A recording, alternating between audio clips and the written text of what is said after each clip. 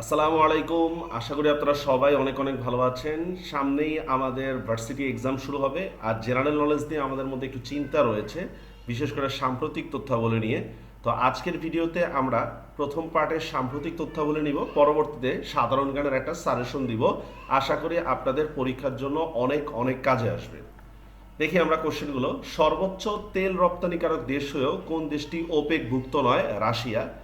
ক্রিকেটের বিভিন্ন নতুন নিয়ম উদ্ভাবন করে যে ক্লাব? এমসিসি। এমসিসির ফুল মিনিংটা ভালো করে দেখে নেন। এমসিসির ফুল মিনিং।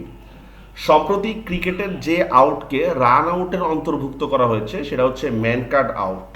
এটা আগে আনপ্লেয়ার প্লের মতো ছিল, মানে এটা ক্রিকেটীয় ভদ্রতার পরিপন্থী মনে করা হইতো, তবে এটা আউট। 1947 সালে ভারতের ক্রিকেটার ভিনু ম্যানকাট অস্ট্রেলিয়ার ব্যাটসম্যান বিল ব্রাউনকে এই প্রক্রিয়া আউট করে। তার নাম অনুসারেই পরবর্তী ম্যানকাট আউট রাখা হয়। সর্বোচ্চ তেল উৎপাদনকারী দেশ? যুক্তরাষ্ট্র, সৌদি আরব, রাশিয়া। এই জন্য দেখুন, রাশিয়া ইউক্রেন ফাইটের মধ্যে যুক্তরাষ্ট্রের তেমন কোনো চিন্তা নাই। যুক্তরাষ্ট্র রাশিয়ার তেলের উপর অবরোধ আরোপ করছে, কিন্তু ইউরোপিয়ান দেশগুলো কিন্তু এর দ্বারা কিন্তু ক্ষতিগ্রস্ত হচ্ছে। দক্ষিণ কোরিয়ার বর্তমান প্রেসিডেন্ট ইয়ন সুক ইয়োল, এটা গতকালকে নির্বাচনের মানে ফল আসছে, এর বিরোধী দলীয় ছিলেন ইয়ন সুক ইয়োল। ইউক্রেন থেকে ভারতীয় নাগরিকদের নিরাপদে দেশে ফেরানোর জন্য পরিচালিত অভিযান অপারেশন গঙ্গা, আর এর মাধ্যমে অনেক বাংলাদেশিরাও কিন্তু নিরাপদে পৌঁছতে পারে। নিউজিল্যান্ডে অনুষ্ঠিত আইসিসি নারী ওয়ানডে বিশ্বকাপ দলের অধিনায়ক নিগার সুলতানা জ্যোতি। বাংলাদেশ কিন্তু প্রথম এই নারী ওয়ানডে বিশ্বকাপ খেলতেছে। বাংলা একাডেমির বর্তমান সভাপতি কথা সাহিত্যিক সেলিনা হোসেন। সভাপতি কিন্তু বলা হচ্ছে, মহাপরিচালক না। জার্মানির বর্তমান চ্যান্সেলর ওলাফ সলচ। বাংলাদেশের সুবর্ণ জয়ন্তীতে বাংলাদেশ ব্যাংক ও জাপানের মিল্ট যৌথভাবে তৈরি করেছে রৌপ্য স্মারক মুদ্রা। রৌপ্য স্মারক মুদ্রা। জাতিসংঘ পিস বিল্ডিং কমিশন মানে পিবিসি এর সভাপতি নির্বাচিত হয়েছেন রাবাব ফাতিমা। আন্তর্জাতিক লেনদেন society for world wide interbank financial telecommunication মানে সুইফট। সুইফট কোডের বিপরীতে রাশিয়ার যে কোডটা রয়েছে সেটা হচ্ছে system for transfer of financial message. দেখুন এসপিএফএস, এটা কিন্তু ওদের সাথে মিলে না। এসপিএফএসটা হচ্ছে রাশিয়ার ভাষার হচ্ছে মানে অ্যাব্রিভিয়েশন। তো এই দেখুন, এটার ডিটেলসটা হচ্ছে system for transfer of financial message. সম্প্রতি বাংলাদেশ থেকে যে বালাই নাশক ফ্রান্সে নিয়ে ধ্বংস করা হবে সেটা হচ্ছে ডিডিটি। ডিডিটি। রাশিয়ার প্রেসিডেন্ট পুতিন যে দলের পক্ষে নির্বাচিত হন? United Russia party. ইউক্রেনের প্রেসিডেন্ট জেলেনস্কির রাজনৈতিক দলের নাম সার্ভেন্ট অব দ্য পিপল। ইউক্রেনের যে বন্দরে বাংলাদেশি জাহাজ বাংলার সমৃদ্ধির উপর আক্রমণ চালানো হয়েছে? অলভিয়া বন্দরে। জাতীয় ভোটার দিবস 2রা মার্চ। আন্তর্জাতিক মাতৃভাষা দিবস 2022 উপলক্ষে মারমা ভাষায় নির্মিত প্রথম চলচ্চিত্র গিরিকন্যা। হীরালাল সেন পদক 2022 লাভ করেন রেজওয়ান সুমিত। উনি হচ্ছে নোনা জলের কাব্য এই ছবির পরিচালক। রেহানা মরিয়ম নূর ছবির পরিচালক আবদুল্লাহ মোহাম্মদ সাদ। রাশিয়া ও ইউক্রেনের মধ্যে প্রথম শান্তি বৈঠক অনুষ্ঠিত হয় 28 ফেব্রুয়ারি 2022 সালে বেলারুশের গোমেল অঞ্চলে, আর আক্রমণ করছে হচ্ছে 24 ফেব্রুয়ারি। ইউক্রেনের যে দুটি অঞ্চলকে রাশিয়া স্বাধীনতার স্বীকৃতি দেয়, দোসেৎস্ক ও লুহানস্ক, দুটি অঞ্চলই ইউক্রেনের পূর্ব দানবাস অঞ্চলে। দানবাস শব্দের অর্থ হচ্ছে বন্য চারণভূমি। ন্যাটোর বর্তমান সদস্য দেশ 30টি, সর্বশেষ সদস্য হচ্ছে নর্থ মেসিডোনিয়া। জাতীয় চলচ্চিত্র পুরস্কার 2020 লাভ করে যে চলচ্চিত্র গৌর। ওয়ার্ল্ড ফুড প্রোগ্রাম মানে WFP এর নির্বাহী বোর্ডের সভাপতি হয়েছে ইতালিতে নিযুক্ত বাংলাদেশের রাষ্ট্রদূত মোহাম্মদ শামীম আহসান। অস্ট্রেলিয়ার লেগ স্পিনার শেনওয়ান মারা যান হচ্ছে 4ই মার্চ 2022 সালে। রাশিয়া, উনি কিন্তু ওনার যে বলা হয় বল অফ দ্য সেঞ্চুরি, ওটা কিন্তু 1993 সালে কিন্তু করছিল ইংল্যান্ডের বিরুদ্ধে, বল অফ দ্য সেঞ্চুরি।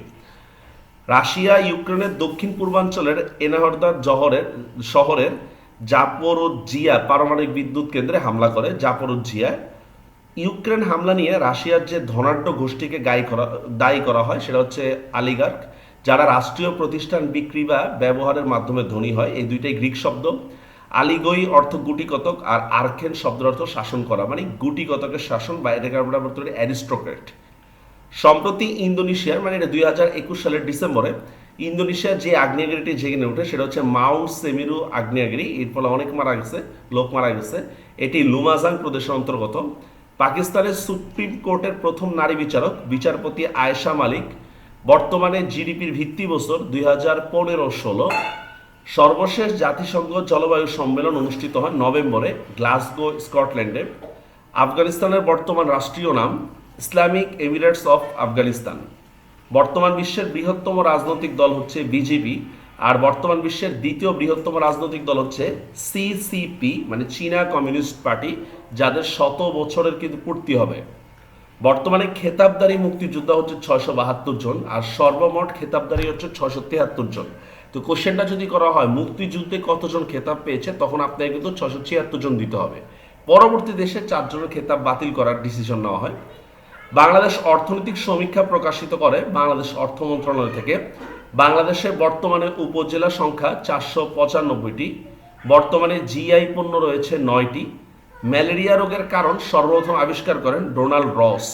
100 বছরের গবেষণার পর সম্প্রতি বিশ্ব স্বাস্থ্য সংস্থা ম্যালেরিয়ার টিকার অনুমোদন দেয়। বাংলাদেশ পাসপোর্ট শুরু করে 22 জানুয়ারি 2022 সালে, 129তম দেশ হিসাবে শুরু করে। অষ্টম পঞ্চবার্ষিকী পরিকল্পনার মেয়াদ দেখেন জুলাই 2020 থেকে নিয়ে জুন 2025। এটার খাত কতগুলো আছে এগুলো একটু বিস্তারিত আলোচনা করতে হবে। মুজিব বর্ষের মেয়াদ বৃদ্ধি করা হয় 31 মার্চ 2022 সাল পর্যন্ত। তো এইগুলো হচ্ছে রিসেন্ট জেনারেল নলেজ, আপাতত আপনার সামনে দেওয়া, হয়তো কাজে আসতে পারে আপনাদের জন্য। আর আপনারা এই যে আমাদের অনুশীলন সিরিজের বই আছে, এই বইগুলোর মধ্যেও কিন্তু মানে হচ্ছে অনেক তথ্য পাবেন। এইভাবে কিন্তু রঙিন করেই কিন্তু বইগুলো আছে। 3টা বই রয়েছে, বাংলা ব্যাকরণ, সাধারণ জ্ঞান ও আন্তর্জাতিক। এছাড়াও আমাদের কিন্তু বাংলা ব্যাকরণ কোর্স চালু হচ্ছে। আপনারা যারা বাংলা ব্যাকরণের সমস্যা রয়েছে কিংবা জেনারেল নলেজের প্রবলেম রয়েছে, তারা আপনারা এখানে অ্যাড হতে পারেন।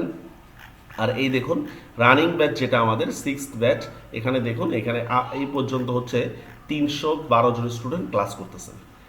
এবার আমি আপনাদের সামনে জেনারেল নলেজের একটা সাজেশন তুলে ধরবো ভার্সিটি অ্যাডমিশনের জন্য।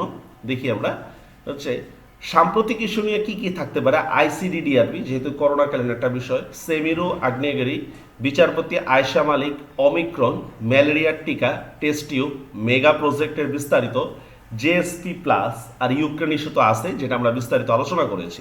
আসলে আজকে যেটা সাম্প্রতিক, কালকে কিন্তু সেটা ব্যাকডেটেড। ইতিহাস আমরা যদি 1204 সাল পর্যন্ত যদি আলোচনা করি, তাহলে অশোক, শশাঙ্ক, চন্দ্রগুপ্ত মৌর্য, একদম পুরো মানে নাম ধরে ধরে দিচ্ছি কিন্তু, ধর্মপাল, দ্বিতীয় চন্দ্রগুপ্ত, বিজয় সেন, এদেরটা হচ্ছে খুবই গুরুত্বপূর্ণ। লাস্ট টাইমে আপনার লক্ষণ সেন ধরতে পারেন এই। আর 1204 থেকে নিয়ে 1526 সাল মানে বঙ্গ এবং রাজনীতি দুই জায়গার ইতিহাস যদি ধরেন, ইখতিয়ার খলজি, ইলতুৎমিশ, শামসুদ্দিন ইলিয়াস, সিকান্দার শাহ, মোহাম্মদ বিন তুগলক, আলাউদ্দিন খলজি, ফখরুদ্দিন মোবারক শাহ, এটাই। কারণ এরা প্রত্যেকে কিন্তু খুবই মানে অবদান রাখছে, অনেক কিছুতে অবদান রাখছে। আপনারা কিন্তু আমাদের ওয়েবসাইটেও কিন্তু এদের সম্পর্কে আর্টিকেলগুলো পাবেন। এছাড়াও আমাদের অনুশীলন যে ইউটিউব চ্যানেলটা আছে ওখানে কিন্তু পাবেন। আর 1526 থেকে 57 সাল পর্যন্ত ধরেন বাবর, আলমগীর, আকবর, শাহজাহান, সিরাজউদ্দৌলা, শেরশাহ, বাস আর আশা করি লাগবে না। এরপর দেখেন 1757 থেকে 47 সাল পর্যন্ত Hastings, Warren Hastings, Lord Hardinge, Bentinck, Allahabad চুক্তি, চিরস্থায়ী বন্দোবস্ত, সিপাহী আন্দোলন, লাহোর প্রস্তাব, 1935 সালে প্রশাসনিক ব্যবস্থা, আর কংগ্রেস, এগুলো আমাদের জন্য গুরুত্বপূর্ণ। পাকিস্তান আমলের ইতিহাস যদি ধরেন ভাষা আন্দোলন, যুক্ত ফ্রন্ট ও 6 দফা, বাস এতটুকুই। মুক্তিযুদ্ধ এখানে সবগুলো লাগবে আপনাদের। সংবিধান, সংবিধানে কেবল আপনারা বিগত বছর যে কোশ্চেনগুলো আসছে সেগুলো একটু ভালো করে পড়বেন, অতিরিক্ত না, মানে অতিরিক্ত বিশ্লেষণ পড়া দরকার নেই। তবে আমরা অনেকেই মনে করি যে হস্তলিখিত সংবিধানে হচ্ছে 2 জন স্বাক্ষর করেনি বা 1 জন, আসলে এটা ভুল। এটা হবে হস্তলিখিত সংবিধানে হচ্ছে 4 জন স্বাক্ষর করেনি। আপনারা এই যে আমাদের অনুশীলন যে চ্যানেলটা আছে, নতুন চ্যানেল, এখানে কিন্তু আপনারা দেখতে পারবেন। এই দেখুন এই যে বাংলাদেশ সংবিধান নিয়ে কিন্তু আলোচনা করা আছে। এছাড়া 2022-23 যারা আছে তাদের ক্লাসগুলো কিন্তু দেওয়া রয়েছে এখানে। প্রশাসনিক বিভাগ আইন, বিচার ও শাসন বিভাগ রিটেনের জন্য খুবই গুরুত্বপূর্ণ, মানে কার কি দায়িত্ব, যেটা পরিণতি স্টাইলে পড়তে হবে। কৃষি সম্পদ ও খনিজ, কৃষি বিষয়ক প্রতিষ্ঠান, মৎস্য, পানি ও সেচ প্রকল্প, বৈদেশিক বাণিজ্য সাহায্য। বাংলাদেশের অর্থনীতি যদি পড়েন, জাতীয় বাজেট, অর্থনৈতিক সমীক্ষা, অর্থনীতি সম্পর্কে ইন্টারমিডিয়েট বইয়ের বেসিক ধারণা, বিহিত মুদ্রা কাকে বলে, মুদ্রার কাজ কি, এই বিষয়গুলো। জনসংখ্যা শিক্ষা, আদমশুমারি, ক্ষুদ্র নিগোষ্ঠী মানে সংখ্যা কত, কারা মাতৃতান্ত্রিক, কারা পিতৃতান্ত্রিক, এগুলো। ঢাকা বিশ্ববিদ্যালয় উপজাতীয় প্রতিষ্ঠান। ভৌগোলিক বিষয় যদি নেন, ভৌগোলিক উপনাম, নদী, পর্বত, দ্বীপ, এটা কোনো দেওয়া মানে বলা যায় না, এটা মুখস্থ করতে হবে। প্রত্নতত্ত্ব দেখবেন আমাদের যে অনুশীলন সিরিজের বইগুলো রয়েছে এখানে দেখবেন একদম পুরো লাল কালার করে দেওয়া আছে, সেগুলো পড়লে আশা করি হয়ে যাবে। বৈদেশিক সম্পর্ক দেখুন আন্তর্জাতিক প্রতিষ্ঠানে বাংলাদেশের মানে কি, যেমন এই যে কমনওয়েলথের সদস্য কবে পাইছে, জাতিসংঘের সদস্যপদ পেয়েছে, এটা আন্তর্জাতিক চুক্তিতে বাংলাদেশ ভারতের সাথে চুক্তিগুলো কি কি, বা আমেরিকার সাথে চুক্তি কি, টিপা এগুলো। অন্যান্য যেগুলো রয়েছে জাতীয় দিবস অর্জন ইত্যাদি, রিটেনের জন্য অবশ্যই কিন্তু ইন্টারের বইগুলো একটু দেখে নেবেন।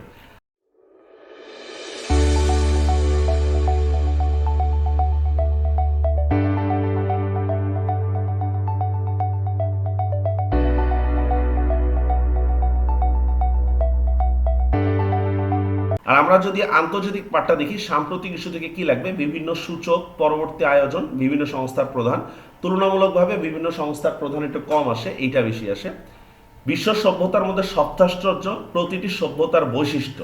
আর সাম্প্রতিক প্রতিটি সভ্যতার বৈশিষ্ট্য আপনারা আমাদের আন্তর্জাতিক বইয়ের আপনারা 38 নম্বর পেজের মধ্যে পাবেন। এই আন্তর্জাতিক বইয়ের 38 নম্বর পেজে সেকেন্ড এডিশনে দেখবেন প্রত্যেকটা সভ্যতা সম্পর্কে একদম মানে সংক্ষিপ্ত কিছু তথ্য দেওয়া রয়েছে। এগুলো আবার বিস্তারিত তথ্য কিন্তু দেওয়া আছে এখানে।